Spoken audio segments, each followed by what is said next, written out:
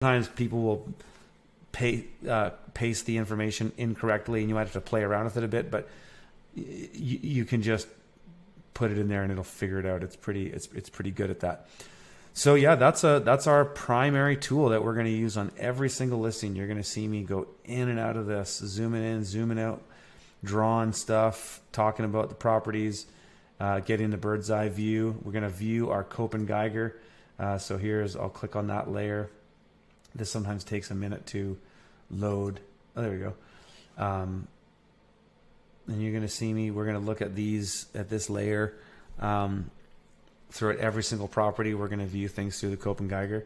It's just so handy.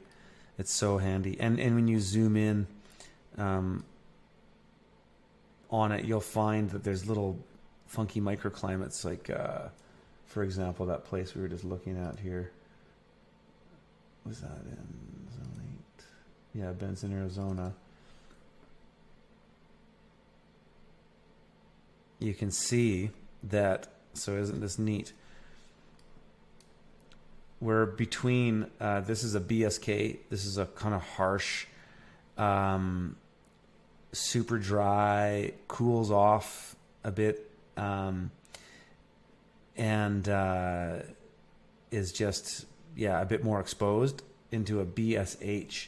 And you can actually see this if I turn this off, and you'll see me do this when we talk about this property in particular, where we're on the cusp of this climate zone, and there's a reason why, and it's really neat when you observe the geography. So in this valley here, we've got this fertile area, and it just so turns out that, I mean, the climate, the Köppen-Geiger isn't accurate to every single square foot, but it's fairly accurate by showing you that valley there is a BSH, or which is a little bit nicer of a place because you've got trees and vegetation, and again, these things will intersect, and we'll talk about that in many instances as we view properties, but how climate and geography and water and microclimates and soil all intersect.